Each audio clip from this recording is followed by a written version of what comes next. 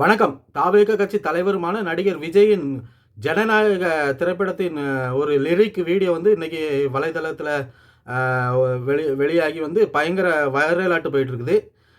நான் அந்த வீடியோ பார்த்தேன். சூப்பராக இருக்குது. உண்மையிலே சொல்கிறேன், வெறித்தனமாக இருக்குது, செம்மையாக இருக்குது. விஜயின் அந்த ஸ்டெப்பு, அந்த டான்ஸு செம்ம சூப்பராக இருக்குது. உண்மையிலே நல்லா இருக்குது. நான் அந்த பாட்டை கேட்டேன். அந்த பாட்டை பார்த்தேன், நல்லா இருக்குது. அப்புறம் இசையும், மியூசிக் அனிருத் பட்டை கலப்பிருக்காப்புல.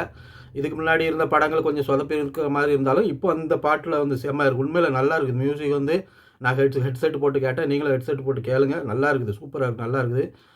இசையும் நல்லா இருந்தது. அந்த ஃபோட்டோகிராஃபி எல்லாமே சூப்பராக இருந்தது, வெறித்தனமாக இருந்தது. இதுதான் விஜய்.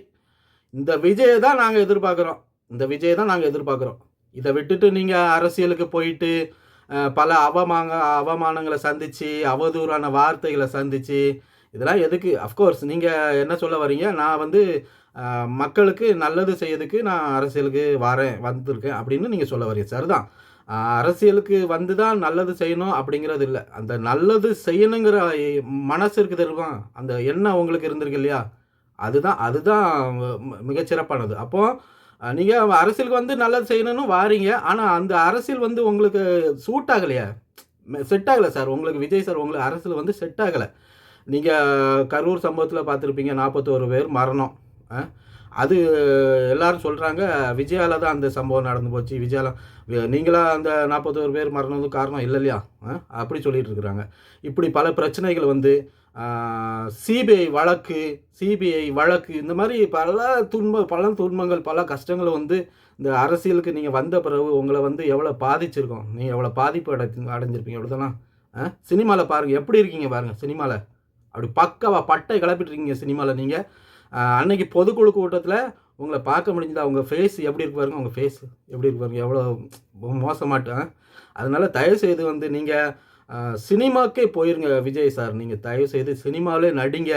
இன்னும் காலங்கள் இருக்குது, இன்னும் நிறைய காலங்கள் இருக்குது. இன்னும் 10 படம் நீங்கள் வந்து நடிக்கலாம். சிறப்பாட்டு 10 படம் ஹீரோவாட்டு நடிக்கலாம். உங்களுக்கு இன்னும் வயசு இருக்குது. அதை விட்டுட்டு நீங்கள் இன்னும் சினிமாவில் இது அரசியலுக்கு வந்து திரும்ப வந்து பல துன்பங்களை வந்து நீங்கள் அடைகிறதுக்கு வந்து அந்த வந்து நல்லா இருக்காது. ஏன்னா கூட இருக்கிறவங்களை வந்து உங்களை கெடுத்து விட்ருவாங்க. கூட இருக்கிறவங்களே உங்கள் கையை பிடிச்சி கூட்டு போய் அப்படி குழிகளை கொண்டு தள்ளி விட்ருவாங்க.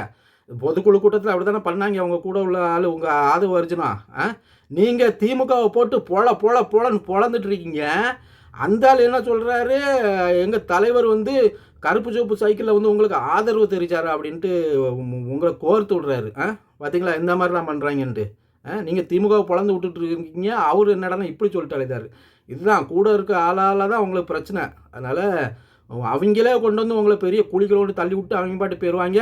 அப்புறம் நீங்கள் சினிமாவும் போச்சு, அரசியலும் போச்சுன்ட்டு நடுத்தருவில் நின்ன மாதிரி ஆகிப்போம். அதனால் சூப்பராக இருக்குது. உண்மையிலே பாட்டு தரமாக இருக்குது. நான் பார்த்த லிரிக்ஸ் சூப்பராக இருக்குது. அந்த டான்ஸ் உண்மையிலே நான் உங்களை இன்னும் இளமையாக காட்டியிருக்குது. அந்த படம் அந்த லிரிக்கில் நான் பார்த்தேன். இன்னும் விஜய் வந்து இளமையாக தான் தெரிகிறாரு. சூப்பராக செம்மையாக இருக்குது. அதனால் நீங்கள் தொடர்ந்து சினிமாக்களை நடிங்க. சினிமா தான் உங்களுக்கு மேட்ச்சு. அரசியல் உங்களுக்கு மேட்ச் செட் ஆகலை. தயவுசெய்து சினிமாவில் நீங்கள் நடிக்கிறது உங்களுக்கு வந்து சிறப்பாக இருக்கும் வருங்காலங்களில் வந்து.